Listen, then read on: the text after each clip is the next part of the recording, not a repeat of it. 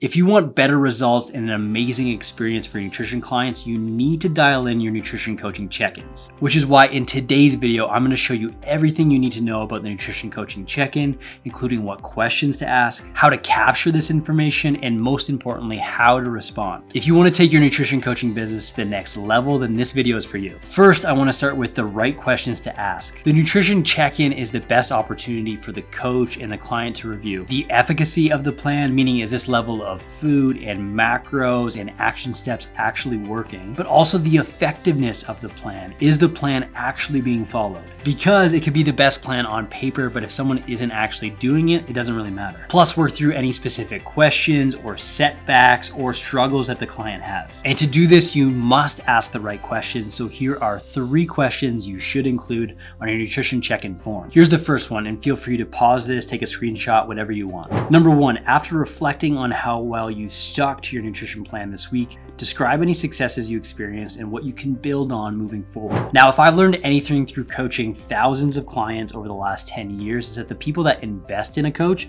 they're not too kind on themselves. They have a hard time seeing the positive, and they get stuck in the mindset about where they think they should be, some ideal about what they think they should have accomplished, instead of thinking about how far they've come. Asking them a question to almost force them to see the positive makes them get in this mindset where they can reflect on where their effort's going and how it's paying off. But it can't just be all positive either. It needs to be constructive as well. So follow up that question with this second one, which is describe any setbacks you had this week or any specific areas for opportunity. This is the opportunity to dig into what needs to change and the action steps to get someone there. What I like the most about asking some reflective based questions is it gives the client the chance to review what they've done and what needs improvement. They're not just blindly following your advice, they're actually active in this coaching process, which means they're sort of going to start coaching themselves and feeling the autonomy that comes along with being involved in this experience. And check-ins also give you the opportunity to plan for anything specific in advance. So I'm not creating a nutrition check-in form without including this question, which is number 3. What is coming up this week? Do you foresee any challenges or anything you need to plan for this week? For example, social events, travel, vacation.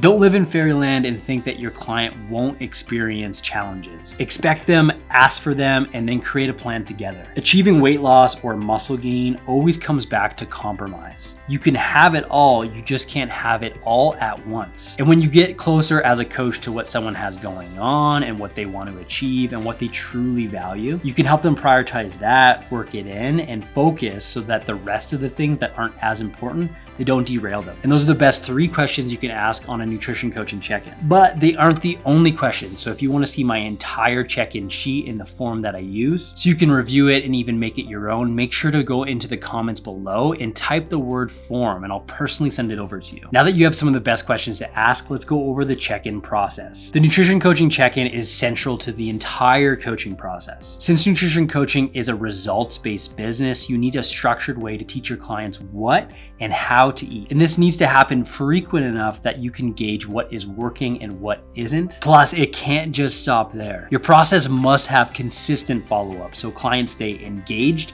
and accountable to doing the work. And this all happens during the nutrition coaching check-in. Here's the 1-minute recap. Here's what a nutrition coaching check-in is. It's a weekly touch point where the client provides results, some feedback, and some insight around how the process is going. Then with this information, the coach evaluates what is working, what needs improvement, adjustments to the plan, and further action steps. This happens every 7 days on a predetermined check-in day by both the coach and the client. And the firmer you can get around expectations, when this happens, how this happens, the more streamlined this process will be. And even though so much of the actual coaching goes on during this check-in, some clients and even some coaches don't always see the value. They think the process ends with a plan, and that's not really coaching. And here's why. One of the main reasons why nutrition coaching is so successful is the accountability. When you know someone is expecting you to do something, you are much more likely to do it. The best way to build long-term habits is to take short-term consistent action steps. And this is more likely to happen when someone is holding you accountable. And this is why nutrition coaching is completely changing the health and fitness landscape, because it's the perfect blend between science, structure, and accountability. But you already knew that. But you may not understand that the check-in process isn't just for when things are going well. Where it's really useful is when nutrition clients can't string together consistent inconsistent weeks, have a hard time navigating life events like vacations and birthdays and family issues, and most importantly, when they can't seem to get out of their own way. Nutrition coaching isn't just giving a client a plan in these scenarios and expecting them to follow it. It's helping them find strategies that are going to work and make progress and get results when they have absolutely no business doing so. And the check-in is a coach's opportunity to dig into those. And remember, this isn't just so the coach can provide feedback. It's also for the client and giving them an opportunity to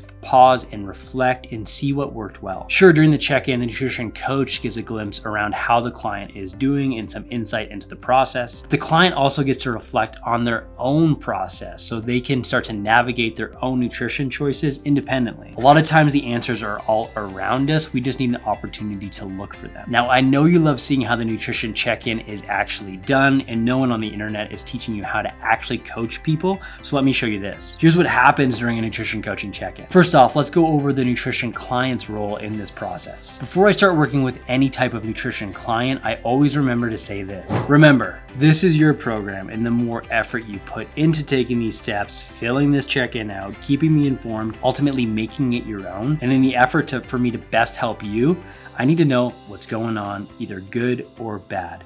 And not just everything, but the most relevant stuff that will help me guide your nutrition program and decisions. Those type of conversations always set the tone for the entire coaching relationship. The client needs to know that this is up to them. And although we can't care more about their program than they do themselves. And here's what they're gonna do on a weekly basis to supply us with some number one, objective information. Body weight, calories, macros, and exercise parameters, including performance indicators, any PRs, duration, type, so we can assess the hard data, the numbers, and make sure everything's moving in the right direction. In most cases, the numbers don't lie, so if a client is capturing what they eat, we want them to use it as a planning tool, so they're not just recalling what they did, but actually what happened. In most cases, numbers don't lie, so if a client is capturing what they eat as they eat it and using it as a planning tool, they're not just telling us what they think they ate, we're actually getting numbers about what happened. They are supplying what actually happened, which is also why it's encouraged that they track what they're doing towards the targets that are supplied, so it allows us to assess what's happening. Remember, all diets work because they get people to be more mindful of what they're eating. They just focus more, but when this focus is met with something to actually shoot for, something that's objective, it's even more effective. But also, we just don't want numbers either. We want some subjective answers. You want to know how things are going. What are their thoughts and feelings around this process? And to do this, you want to get a mixture of feedback that is both objective in those numbers and also some subjective feedback and answers around the process. So you have access to what happened plus how they feel about it by asking the right questions like we discussed in the beginning of this video. And all of this allows us to coach them in the best, most informed way possible. And even then, some clients might not want to supply all this information or even check in at all. Just this week, actually, I was talking with Coach Meredith on my coaching staff who has a client through 8 weeks of his coaching program, absolutely crushing it, losing a bunch of weight, loving the approach, and really benefiting and valuing the service. But he doesn't want to check in. He actually doesn't like checking in. And when she first told me this, my first thought was, does he actually really like the service? To me, checking in is like the biggest benefit. I want to hear from my coach. She told me she was feeling the exact same way, but this client, she swears, loves the program and is loving how things are going. But based on his feedback, just doesn't feel the need to check in. He's even referring his friends and families to the service. He is enjoying it. I heard that and thought, whoa, that's interesting, but I think this is just a good reminder that this type of situation is the exception and not the rule. Obviously, don't force a happy client into doing something that they don't want or need, but for most of your clients, they'll see a huge benefit in the check-in process. Even if you're not doing much and just reassuring them that they're on the right path. Honestly, 90% of this job is just reassuring clients that they're on the right track and that they're on the right path. Weekly feedback through the check-in process helps us emphasize the importance of progress over perfection, and that by continuing to check in even during difficult periods and seasons, clients learn to understand and trust the process and to maintain accountability, and this helps them to overcome setbacks, remove any barriers that get in their way so they can make steady progress through time. And that's it, folks. Completing weekly nutrition check-ins isn't about just fulfilling a task. It's the best communication tool that nutrition coaches use to offer personalized feedback, track progress accurately, and empower their clients to make progress right now and keep it for good. Now, as great great as all those tips are, if you're really serious about starting a nutrition coaching business, the next thing I'll have you do is check out this video I linked up right here. One thing I left out on purpose is how to respond to these check-ins, and I have a process that I've put in place that takes less time and allows you to offer a more personalized service to your clients. So you gotta check it out right here. So make sure to check it out now, and I'll see you in the next video.